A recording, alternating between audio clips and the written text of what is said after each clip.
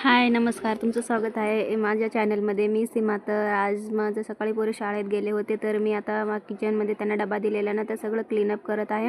आणि मला आता दुपारचं जेवण पण बनवायचं आहे, तर मी आता सगळं क्लीन केलेलं आहे. आता मी काय करणार आहे, फ्लावरची भाजी आहे, चण्याची डाळ टाकून करणार आहे आणि चपाती करून घेणार आहे. कसं सकाळचं टिफिनचं असतं तर थोडंसं घाण झालेलं असतं किचन, तर आता मी भांडी धुतलेली आहेत ना, ते आता ट्रॉलीमध्ये लावून घेणार आहे आणि भाजी कट करून घेणार आहे आणि पीठ वगैरे मळून चपात्या वगैरे करणार आहे.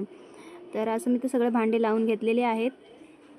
आणि माझी तेलाची भरणी ते बॉटल होती ती रिकामी झाली होती आणि मी त्याला रात्रीचं घासलं होतं. त्याच्यात थोडंसं पाणी होतं ना, त्याच्यात मी काय करते, कपडा टाकून ना ते थोडंसं पुसून कोरडं करत आहे. त्यामुळे कसं मध्ये पाणी राहणार नाही आणि जे तेलामध्ये छिटे उडणार नाहीत. त्यामुळे ना मी अशा प्रकारे ना बॉटल पुसून घेत आहे आणि त्याच्यात मी तेल घेणार आहे.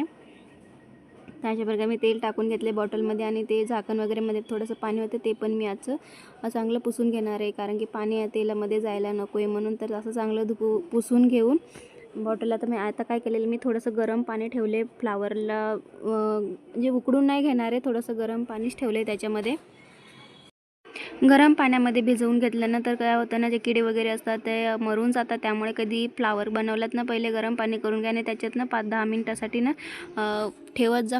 फ्लावरला कसं त्याच्यात किडे वगैरे असलेले ते मरून जातात आणि स्वच्छ असं धुवून साफ होतात. तर आता फ्लावरला मी गरम पाण्यामध्ये ठेवले, तोपर्यंत मी काय करत आहे, पीठ मळून घेत आहे.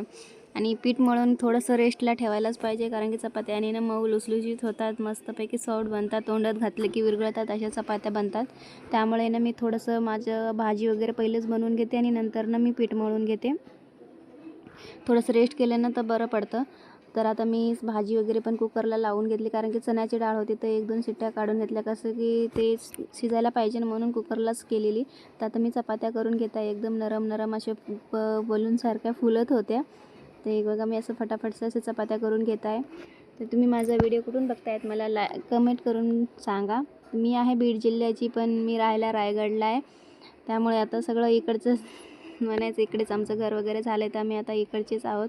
असं तर आपलं गाव नाही सोडता येत, पण तरी पण आता नोकरी आहे तर इकडेच आहोत.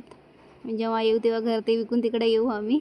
तर हे बघा अशा प्रकारे आता मी माझ्या चपात्या करून घेत आहे. माझा व्हिडिओ आवडला असेल तर लाईक शेअर सबस्क्राईब नक्की करा आणि माझा व्हिडिओ कुठून बघतायत ते जरूर कमेंट करून सांगा.